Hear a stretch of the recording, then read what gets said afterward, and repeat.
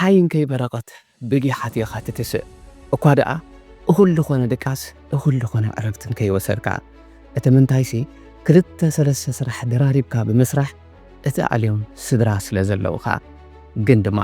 ማዕረ ትፃዕርኻ ማዕረ ትትጎዮ ዘለኻ ዝኾነ ውፅኢት ኣብ ህይወትካ ዘዕግብ ውፅኢት ደይ ክትረክብ ትኽእል ኢኻ። እዚ ህይወት እዚ ናይ መብዛሕትና ሰባት ህይወት እዩ። ግን ከምኡ ኢሉ ይቕፅል ዘለዎ ወይስ መፍትሒ ኣለዎ እዩ? እቲ መፍትሒ ኸ እንታይ እዩ? ኣብዚ ቪድዮ እዚ ብዝግባእ እንሪኦ ክኸውን እዩ። ኣብ ዩቲዩብ ገዛ ርእስኹም ንምስሓል ቁም ነገር ንምርኣይ ትመፁ እንተደኣ ኮንኩም ኣብ ልክዕ ቦታ ኢኹም ዘለኹም ሳብስክራይብ ብምግባር ቤተሰብ ኩኑ። መቸም ብዙሕ ፃዕሪ ተካይድ ናብዚ ናብትን ትብል ብዙሕ ውረድ ደይብር ኢኻ እኳ ደኣ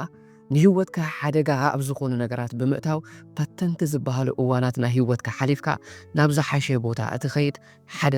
ኣብ እሙሮኻ ዝሰኣልካዮ ነገር ዝተቐደሰ ነገር ስለ ዘሎ እዩ።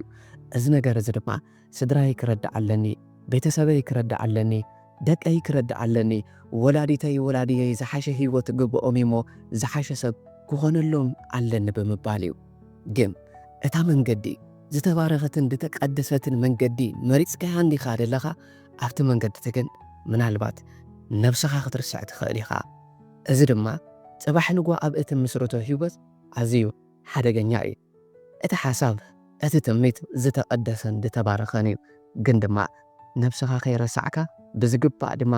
ነዛ ነብስኻ እዚኣ ዳስተኻኸልካ ክኸውን እንተ ደኣ ክኢል እዩ ኣብ ቤትካ ሽሻይ ኣብ ቤትካ በረኸት ክፈስስ ድኽእል። እንተዘይኮይኑ ግን እዚ ኩሉ ነገራት እንዳተገበርካ ከለኻ ብዙሕ እንዳረሃስካ ብዙሕ እንዳጣዓርካ ህይወትካ እውን ኣብ ሓደጋ እንዳእተኻ ምናልባት ጥብ ዝብል ፍረ ትስእል እንተ ደኣ ኮንካ ወይ ድማ ካልእ ነገራት እንዳገበርካ ግን ኣብዛ ሰውነት እዚኣ ኣብዛ ነብሲ እዚኣ ግን ሰላም ደይስምዓካ ርግኣት ደይስምዓካ ሓጎስ ደይስምዓካ እንተ ደኣ ኮይኑ ግን ሓደ ከተስተኻኽሎ ዘለካ ነገር ኣለዎ። ንሱ ድማ ንነብስኻ ምርኣይ ኣብ ገዛ ርእስኻ ወይ ድማ ኣብ ነብስኻ ብዝግባእ ምስራሕ እዩ። እታ ዝተቀደሰት ዕላማ ኣብ እሙሮኻ እንዳደላ ነታ ዝተቀደሰት ዕላማ ግን ዝተቀደሰን ዝተባረኸን ኣእምሮ ዝተቀደሰን ዝተባረኸን ሰውነት ሒዝካ ክትጓዓዛ እንተ ደኣ ክኢልካ የተድበለፀ ነገር ብኸመይ እንተ ደኣ ኢልካ ድማ ሎምዕንቲ ብእንርእን ብቐሊሉ ከተተግብረን እትኽእል 5 ነጥብታት ጌርካ ዝሓሸን ድበለጠን ሰብ ብምዃን ኣብታ ደለኻያ ቦታ ሰላም እንዳስተማቐርካ ንገዛኻ ንቤትካ እውን ብርሃን ክትከውን ትኽእል ኢኻ። እምበኣርከስ ናብታ ቀዳመይቲ ነብል። እታ ቀዳመይቲ እምበኣር ኣብ ነብስኻ ትኹረት ግበር። መብዛሕትና እንነብሮ ዘለና ህይወት ብደገ ገጽና ፍሽኽታ ለቢሱ ኣስናና ፍሽኽ እንተበለ ውሽጥና ግን ባዕልና ንሕና ኢና ነፈልጦ። ደሓን እየ ዘለኹ ሰላም እየ ዘለኹ ኢና ንብል ንኻልእ ሰብ ግን ኣብ ቤትና እቱ ክንብል ከለና ኣፍታ ንሕናን ጥራይ እንራኸበላ ገዛና ክንኣትም ከለና ግን ዝኾነ ድጎደለ ደስታ ዝኾነ ዝጎደለ ምልኣት ከም ዘሎ ግን የርድአና። እዚ ድማ ኣብ መብዛሕትና ዘጋጥም እዩ። እዚ ዝኸውን ደሎ ድማ ትኩረትና ኣብ ገዛ ርእስና ብዘይ ምግባርና እዩ። ዝሓሽን ድበለፀን ህይወት ክንነብር ንደሊ ኢና፣ ንኻልኦት ሰባት እውን ንምነ ኢና። ግን እታ መንገዲ ነፍስና እንዳጥፋእና ነፍስና እንዳረሳዕና ክትከውን የብላን። ንገዛ ርእስና ሓደጋ ዝኾኑ ጥዕናና ኣብ ፈተነ ዘእትዉ ነገራት እንዳገበርና ንኻልእ ሰብ ብርሃን ክንከውን ማለት ዘበት እዩ። ንግዚኡ ሓቂ እዩ ክንከውን ንኽእል ኢና። ግን ኣቐዲምና ንሕና ክንበርህ ንሕና ሰላም ክንረክብ እንተዘይክኢልና ግን እታ ሕጂ ንሕግዛ ዘለና ስድራ እታ ሕጂ ንኣልያ ዘለና ስድራ ጥባሕ ንቦ ክንጠፋኣ ንኽእል ኢና።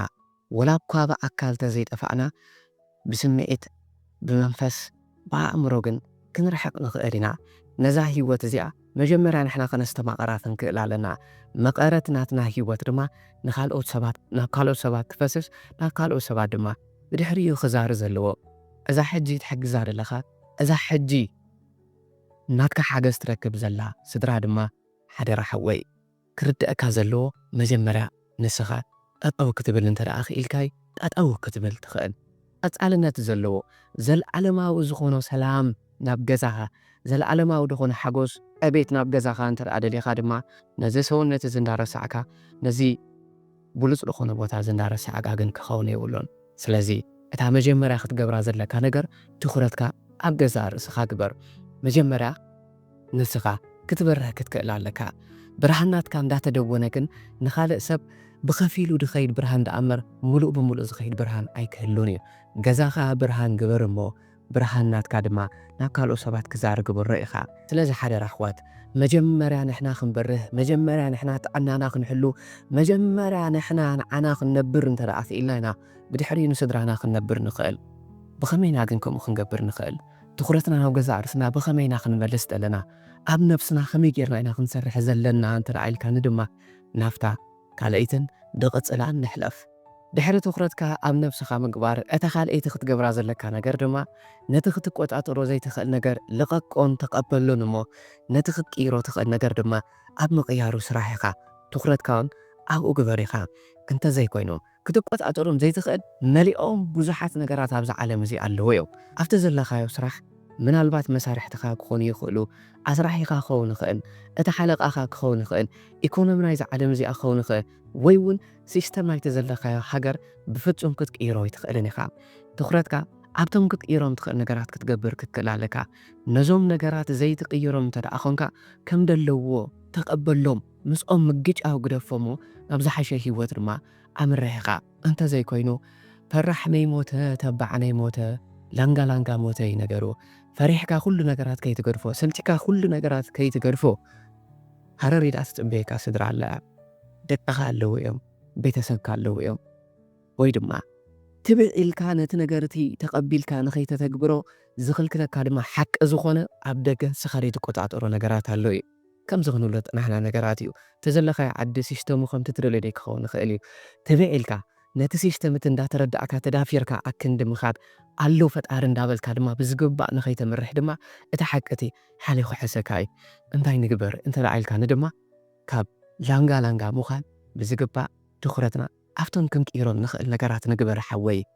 حفتيهم بتمساسالي بلحك كيرو زي تخيل نقرات علو نمنتها بزع عد زلخو نمنتها كم زد فتر كستوكو كم زخون اللي نيرو كستوكو كم زخت كون اللي نيرو اندابلكي حويون اندابلكا أمرو خيخات الناوت كل آخرا من كوئينا نقبر حدا رحوات أم مقبال سلامي زلو أب مقبال فتاري زلو انتر أنا توم زلو نقرات كم دلو ومكن قبلوم ترى أخيلنا أفتهم نحنا خن إيروم نخل نقرات دما تخرتنا خن قبر انتر أخيلنا بلوس دخونه هيوت من بارنا زي ترفيو سلازي أفتا بوتاتي ألنا نقبر نقر إلن نجزي ولا كنت خونه نتو ما أقول لو شجرات دما بزقبا نخن بدهم سخلنا من الناس كن هنس كن كلا لنا حسابنا نستخخل تغرتنا بجزع رسنا بمقبار أبت أبانتي حالي راحوات أتهدلاتنا نيشتي جزين داوسنا أبجزع رسنا كنسارح كنكلا لنا أب نفسنا كنسارح كنكلا لنا نتم كنك إيرون زي نخل نقرات كنك قبلهم انت رأخ إلا فتقارون أتا من قدتي آخر تناي من قد ششاي من قدي حقوس من قدي برخة الخفة رما نتحجي سعادلو هيوتكا واي اندابلكا نمنتاي تفتيرو اندابلكا أبتخت قوتات أرو زي تخل نقر اندات أفعكا زي كونا أبتخت قوتات أرو تخلن كإيرو تخل نقرات كتسارح انت رأخ إلكاي زي آدما نافتا سالسي تختبلنا ناي بزحات سوات هيوت زقير دلو نمبل 10 تخلت زكاير سربة تخاولوتي نقول لنتنا عبي استسمي سلطنا مزقبات جميرنا لنا عبز تحت دلونا نبرت تقينكم كنت مزقبو تخوليوكم كلاس رافنا تتقوتات أرو زي تخل نقر لقيقكا تقبيلكايو اندقنا دما نتخد كيرو تخل نقر أمق إيار انتدعا عديهبكا هاللي خادما عبزا سالسيتي نأميتكا زحقزوخا نقرات أم تكبار كتوافر كتكالالكا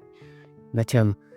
حدا عينت نقر اندا قبركا حنتا عينت تكبار اندا قبركا زحشت هيوت ايت تبينيخا ترى زولت عند حشن هيوت دليخا كارتو ووترو تقبرو زنبركا تكبارات تفلي نقر كتقبر كتكالالكا ازي يردأكا يبل حوي سلازي كم من تاين جنبر اسك نقو خدتس انكاللخا انتا اخا تقبر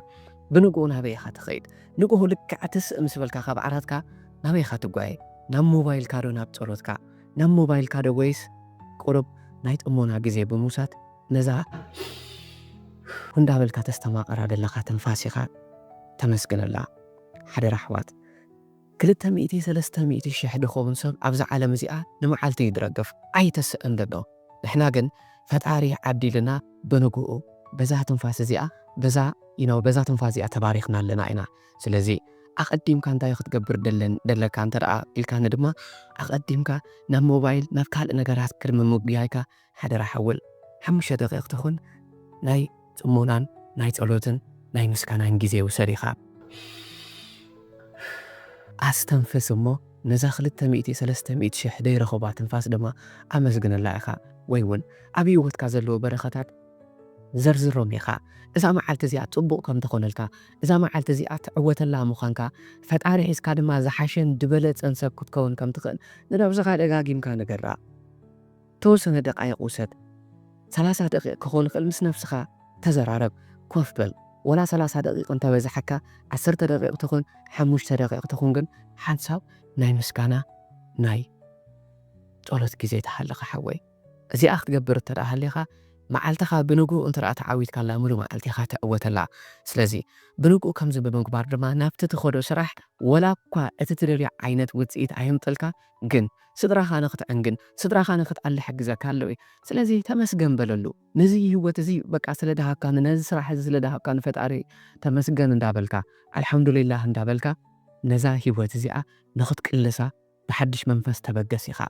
شاور كاوسد دسي لك تبقس يمسجنك كان إذا نجرز ده كان فتعري إندابلك إندا قرم رم كان دا مارر كاريكون نفتا صراحتي إندا مسكن كاخيك نفتا صدراقات أنجل الله زلخا صراح بمسكاناتك وعس كابز جمر بخمز قير نفسها سحاليخا بدي حريد ما وعلو خانتاي تقبر انت عين سباتي تركب توعل زوري خاك أنيو تسفا خاد ملؤو حبون غيلوكا أجو خاد ولو صباح حد كون حدش متع خندلو ناب بنغرو عروختي ناب تقعي ولا كوابا أكال انت دي رخو كام أزيو دس دبل بلوس نكرات حيز متع اللو زمان زي حدا خافت دوم تقول سوشيال ميديا سلاز اتويلكا كاب زيرو تبقيسهم كاب غرغاد دوتو ኣብ ስደት ነይሮም ኣብ ድኾነ ጭንቀት ኣትዮም ግን ከዓ ዝሓሹ ሰባት ድኾኑ ድበለጡ ሰባት ድኾኑ መዓትዮም ኣብዛ ዓለም እዚኣ ናቶም ባዮግራፊ ረአይ ብዛዕባኦም ኣነብብ ሓንቲ ገጽ እኳ ትኾን ኣይተንዓካ ብዛዕባኦም ከተነብብ ድኾነ ፖድካስት ክትርኢ ነብስኻ ክትስሕል እንተ ደኣ ኽኢልካ ድማ ሓደራ ሓወይ እታ ዝሓሸት ህይወት ነብስኻ ኣብ መምዕባል ገዛእ ርእስኻ ከዓኒ ኣብ ምኹስኳስ ያደላ ስለዚ ነብስኻ ኮስኩሶ ዝሓሸን ድበለፅ ነገራት ህይወት ንኽትነብር ደኽእሉኻ ነገራት ከምኦም ኣተግብር ኢኻ መፅሓፍ ትንብብ ዝተፈላለዩ ሰባት ኣብ ምሕታት በቃ ድኾነ ሕፍረት ኣይሓስካ ደይትፈልጦ ነገር ተረኣ ሃልዮ ሕተት ኣብ ምሕታት ኢደሎ በረኸን ስለዚ ሓደ ነገር ደይትፈልጦ እንተ ደኣ ኾንካ ንሓደ ሰብ ከይድካ እዚ ነገር እዚ ኸመይ እዩ መባል ድማ ፅቡቕ ነገር እዩ ፍለጥ ተምሃር ትማለኻ ኣብ ዝነበርካ ሎሚ ዝሓሸ ሰብ ኩን ምክንያቱ እዚ ሎሚ ተሃንፆ ሰብ እዩ ንፅባሕካ ዝሓሸ ሰብ ክገብረካ ዝኽእል ስለዚ ትኹረትካ ድማ ኣብ ገዛእ ርእስኻ ኣብ ነብስኻ ብምግባር ዝሓሸን ድበለፅን ሰብ ክገብሩኻ ኣብ ዝኽእሉ ተግባራት ተዋፈር ኢኻ ንጉሆኻ ተዓወተሉ ብሰላም መዓልትኻ ጀምር ኣብ ምስጋና ተዋፈር ናይ ብሓቂ ጸሎትካ ኣፅዕቕ እቲ ዝሓተትካ ፈጣሪ ድማ ፅባሕ ንጉሆ መንነትካ ርእዩ ትብዓትካ ርእዩ ሓቦኻ ርእዩ እታ ዝሓተትካ ህይወት ክህበካ እዩ እታ ራብዐይቲ ኣብ ዕቤትካ ብጣዕሚ ኣዝያ ወሳኒት ዝኾነት ነገር ድማ ኣብ ንኣሽቱ ነገራት ትኹረትካ ግበር ኣብቲ ፅባሕ ንጎባ ሓቢኡ ትረኽቦ ነገር ኣብኡ ትኹረት ኣይትግበር ኢኻ ብኣእምሮኻ ትስእሎ ድኾነ ነገር ኣሎ እዩ ስድራኻ ምሕጋዝ ክኸውን ይኽእል ድኾነ ተስመሮ ሕልምታት ክኸውን ይኽእል ነዚ ኩሉ ነገራት ደምጠልካ ግን መዓልታዊ እትወስዶ ተግባራት እዩ መዓልታዊ እትገብሮ ንኣሽቱ ነገራት እዩ ስለዚ ሽልማትካ ሃረር ምባል ዘይኮነ ነቲ ሽልማት እቲ ከምፅልካ ዝኽእሉ ኣብ ጉዕዞ ህይወትካ ድማ ክሕግዙኻ ዝኽእሉ ንኣሽቱ ተግባራት ናብ መዓልታዊ ተግባራት ኣብኦም ትኹረት ግበር ኢኻ እዚ ክትገብር እንተ ደኣ ኽኢልካ እመነና ሓወይ መዓልታዊ ኣብ ገዛእ ርእስኻ ንኣሽቱ ነገራት እንዳተግበርካ ክትከይድ ክትጅምር ከለኻ ንዕኦም ድማ ክትፅምብለሎም ክትጅምር ከለኻ እንታይ ኢኻ ትገብር ዘለኻ እንተ ደኣኢልካኒ እንታይ ኢኻ ተቐምጥ ዘለኻ እንተ ኢልካኒ ድማ ብሉኬት ኢኻ ተቐምጥ ዘለኻ እምኒ ኢኻ ተቐምጥ ዘለኻ ሓደ ገዛኮ ሱቕ ኢሉ ብሓንሳብ ሓፊሉ ይወፅን እዩ ቀስ ብቐስ ብዝግባእ እንተ ደኣ እንዳመደቕካ ከይድካ ኣብ መወዳእቱ ዓብ ገዛ ተፅልለሉ ገዛ እዩ ድኸውን ስለዚ ንስኻ ንስድራኻ ፅላል ክትከውን ንቤተሰብካ ፅላል ክትከውን ትደሊ ኢኻ ፅላል ንኽትከውን ዝገብሩኻ ንኣሽቱ ተግባራት ኣብኦም ትኹረት ግበር ኢኻ እንታይ እየ ተማሂር ኢልካ ነብስኻ ሓተታ ኢኻ ካብቲ ማሎ መዓልቲ እንታይ ወሲኻ ደለኹ ንምንታይ 1% ንእሽተይ ደይ ትኸውን ንኣብነት ጄምስ ክሊር ትሪኣ ዘለኻ ብድሕሪ ኣቶሚክ ሃቢትስ ትብል ዘላ መፅሓፍ ንዓዲ ፀሓፈ እንታይ እዩ ድብል 1% መዓልታዊ እንተ ደኣ ዳመሓይሽካ ትኸይድ ኮንካ وزن أب حدا عمد أبدي تفعلي وان كاني زحشن دبلت أنسب يخاطخون لازم أنت نيشتي نقدر يتخون لما أنت حنت متحب حنت ترجعني حنت متحب يتخون نحات ريان ببا كابت تقول على نبركا سوشيال ميديا مع ساعات تحلفوا لز نبركا تيك توك ري خالنا قرات ري إن سابيلكا لما أنت كموبايل تقلي إن سابيلكا معال زيكون مع رخن دايز نقدر زي أفتات صباح نوت سرتها هي وت أستوات أخم دلو أنت رأخ ترجع كيلكا حدا راح وي ካብ ሕጂ ስምዓኒ ኢኻ ኣነ እውን ነብሰይ ነገራ ነገር ስለ ዝኾነ እዩ ስለዚ ቀለልቲ ነገራት ጸሎት ገይረ ዶ ሎማዓንቲ ካብ ትማሊ ዝሓሸ ተስፋ ሎሚ ኣለኒ ዶ ምስ መን እየ ውዒለ ትማሊ ዝረኽቦም ዝነበርኩ ሰባት ተስፋ ደቑርፅን እንተረኣ ነይሮ ሎማዓንቲ ኸ ንመን እየ ረኺበ ውዒለ ብቐሊሉ ብሶሻል ሚድያ ንመን የርኢ ተስፋ ድህበኒ ኣጆኻ ድብለኒ ተስፋይ ክብ ደብል ሰብ ዶ ወይስ ከዋርደኒ ዝወዓለ ስምዒተይ ክርቢስ ዝወዓለ ሰብ እየ ስለዚ ንኣሽቱ ነገራት ኣስተኻኽል ትኹረትካ ኣብኦም ግበር ንእሽተይ ሓንቲ ገጽ ወላትኹን መጽሓፍ ኣንብብ ንእሽተይ ነገር ወላትኹን ኣብ ዩቲዩብ ሰላም ዝኾነ ነገር ድህበካ ንዕኡ ርአይ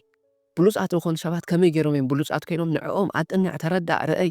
መዓልታዊ ትገብሮም ዝነበርካ ንጥፈታት ድማ ጥባሕ ንግሆ ክሽልሙኻ እዮም ብንግሆ ቀላል እኳ ደኣ ንግሆ ሻወር ወሲድካ ምስጋና እንተደኣ ናይ 5 ደቂቃ ኣብፂሕካ ምስጋና እንተደኣ ጌርካ ጸሎትካ እንተደኣ ኣመሓይሽካ ነዚ ጸንብሎ ኢኻ ምክንያቱ እዚ ነገራት እዚ ጥባሕ ንግሆ እንዳተደራረበ ታስኻ ትደልያ ብልስ ዝኾነት ህይወት ሒዝልካ ክመጽእ እዩ ሓወይ እታ ናይ መወዳእታ ሓምሸይቲ ነፍስኻ ኣብ ምቕያር ኣብ እትገብሮ ጉዕዞ ክትላበሳ ዘለካ ናይ ኩሉ ነገራት መልሲ ድማ ዘለዋ ድማ ትዕግስቲ እያ ክትዕገስ ክትክእል ኣለካ ሓደ ሓረስታይ እኮ ሓንቲ ዘርኢ ዘሪኡ ብድሕሪኡ እታ ዘርእቲኣ ክሳብ ትበቁል ብዝግባእ ይንከባኸባ ምህርቱ ክሳብ ዝሓፍስ ካብኡ ዘድሊ ነገራት ብትዕግስቲ ዘተግብር ስለዚ ሓወይ ንስኻ ድማ ሎሚ ትዘርኦ ዘለኻ ዘርኢ ጽባሕ ንግሆ ፍረ ከም ዝኽብ ተረዲእካ ነቲ ፕሮሰስቲ ወይ ድማ ነቲ መስርሕቲ እመኖ ኢኻ ኣብቲ መስርሕቲ ነፍስኻ ኣይተጥፋእያ ኢኻ እኳ ደኣ ብትዕግስቲ ነፍስኻ እንዳልማዓካ ክትከይድ ክትክእል ኣለካ ልክዕ ከምቲ ሓደ ንፉዕ ሓረስታይ ድገብሮ ብዝግባእ ዘርኡ እንተደኣ ተንከባኺዋ ብዝግባእ እንተደኣ ማያስቲዋ ከም ትበቁል ርዳእ እዩ እምበር 10 ግዜ እንዳፈሓረ ከመይ ኣላ እንዳበለ ንውሽጢ እንዳኣተወ ኣይርአን እዩ ስኻን ከምኡ ትግበር ሓወይ ንሕና እውን ከምኡ ንግበር እታ ዘርእቲኣ ንዝረኣያ ጥባሕ ንግሆ ድማ ብእምነት ዝሓተትናዮ ፈጣሪና ዓባዚሑ ክበና ምዃኑ ብትዕግስቲ ነቲ ህይወት ምቕላስ እዩ ከምዚ እንተደኣ ክንገብር ክኢልና ድማ ትዕግስትና ኩሉ ነገራት መልሲ ሒዝና ክመጽእ እዩ ሓደራ ተሓጊስካ ገዛ ርእስኻ ክትስሕል እንተደኣ ክኢልካ ብዝግባእ ኣብታ ጽባሕ ንግሆ እትነብራ ህይወት ብሉስ ዝኾነ መንነት ሃኒፅካ ክትጓዓዝ ኢኻ ሓደ ዘኽብሮ መራሒ ናይ ሓንቲ ሃገር ከም ዝኽብል ሰሚዐዮ ንሓንቲ ገረብ ንኽቆርፃ 6 ደቃይቕ እንተዝወሃበኒ ነይሩ እተን 4 ደቃይቕ ብትዕግስቲ ነታ ፋሲቲኣ ኣብ ምስሓል መሕለፍ ክኾን ነይረ እዩ ድብል ኣዝዩ ብሉፅ ዝኾነ ጥበብ እዩ ምናልባት ንዓና ዝመፀልና ሓደ ነገር እንተደኣ ሃልዩ ግዜና ውሑድ ስለ ዝኾነ ነታ ገረበቲኣ ብዘለና ሓይሊ ምህራም እዩ ጥበበኛ ዝኾነ ሰብ ግን እንታይ ዝገብር ፋሲኡ ድስሕል ንሕና ድማ ኣብዛ ህይወት እዚኣ ጥበበኛሃት ብምዃን ነዛ ህይወት እዚኣ ነፍስና እንዳሰሓልና ክንቅልሳ ክንክእል ኣለና መዓልታዊ ካብቲ ትማሊ ዝነበርናዮ ሎሚ ዝሓሽና ክገብሩና ዝኽእሉ ነገራት ኣብኦም ክንዋፈር ክንክእል ኣለና ነፍስና ክንርስዕ የብልናን ነፍስና ክንስሕል ክንክእል ኣለና ንሕና እንዳቦደምና ንሕና እንዳፀልመትና ንብረሃ ገዛ ከምደይላ ክርድእና ክኽእል ኣለዎ ስለዚ ሓደራ ኣሕዋት ትኹረትና ኣብ ነፍስና ንግበር እቲ ሒዝናዮ ዘለና ነገር ዝተቐደሰን ዝተባረኸን ክሳብ ዝኾነ ፈጣሪ ቀዲሱን ባሪኹን ከም ዝበልና ምጥርጣር እኳ ኣየድልን እዩ ንምንታይ ብሉፅ ዝኾነ ተኣምረኛ ዝኾነ ደስ ድብል ነገር ኢና ካብ እሙሮና ንሓስብ ዘለና መን ኣብዚ እዋን እዚ ስድራይ ክሕግዝ ዝብል መን ኣብዚ እዋን እዚ ኣለኹልኩም ንድብሎም ሰባት ሂወቱ ክኸፍል ዝደሊ መን ዓይነት ሰብ እዩ ዘሎ ንሕና ግን ፈጣሪ ዓዲልና ከምኡ ዓይነት መንነት እዩ ዘለና ስለዚ ሓደራ ኣሕዋት ኣብዛ መስርሕ እዚኣ ግን ነፍስና ኣይንረስዕ መጀመርያ ንሕና ንብራህ መጀመርያ ንሕና ሰላም ንኹል መጀመርያ ንሕና ነጥዓይ እሞ ብድሕሪኡ ድማ እቲ ናትና ብርሃን እቲ ናትና ሰላም እቲ ናትና ጥዕና ድማ ናብ ቤትና ይዛሩ ብኸምዚ መንገዲ እምበኣር ትኹረትና ኣብ ገዛ ርእስና ብምግባር ነፍስና ከይረሳዕና ስድራና ብምእላይ ድማ ዝሓሸን ድበለፀን ህይወት ንክነብር ንኹላትኩም እንየልኩም ስለዚ ኣሕዋት ዝኾነ ነገር ተማሂርኩም ተረኣኹምኩም ፕሊስ እታ ናይ ብሓቂ ወሲደያ እዚኣ ፅብቕቲ እያ ትብልዋ ነገር ኣብ ኮመንት ኣፍልጡን ኢኹም ክሳብ ሕጂ ምሳና ክሳብ ስለ ዝፀናሕኩም ድማ ካብ ብልቢ ከመስግነኩም ምደሊ ክብረት ሃበለይ ንዓኹም ዘይተሃሲ ኣብ ዕቤት መንዓና ግን ወሳኒት ዝኾነት ነገር ድማ ሳብስክራይብ ምግባር እሞ ሳብስክራይብ ግበሩ ኢኹም ይጠቕሙ እዩ ትብሎ ሰብ እውን ሼር ግበሩሉ ኢኹም ዝሓሸን ድበለፀን ህይወት ንኽተንብሩ እንዳተመነኹ ድማ ሰላም ሰናይ ንዓኹም ናይ ብዙሓት ሰባት ህይወት ዝቕይር ዘሎ ንመበል 12 ዙር ዝካየድ ሱርበት ተኻውለውጢ ንኹለንተናዊ ዕቤት ዝተሰመየ ስልጠና ምዝገባ ጀሚርና ኣለና ኣብዚ ታሕቲ ዘሎ ነንበር ተጠቒምኩም ክትምዝገቡ ትኽእሉ ኢኹም ክላስ ራፈና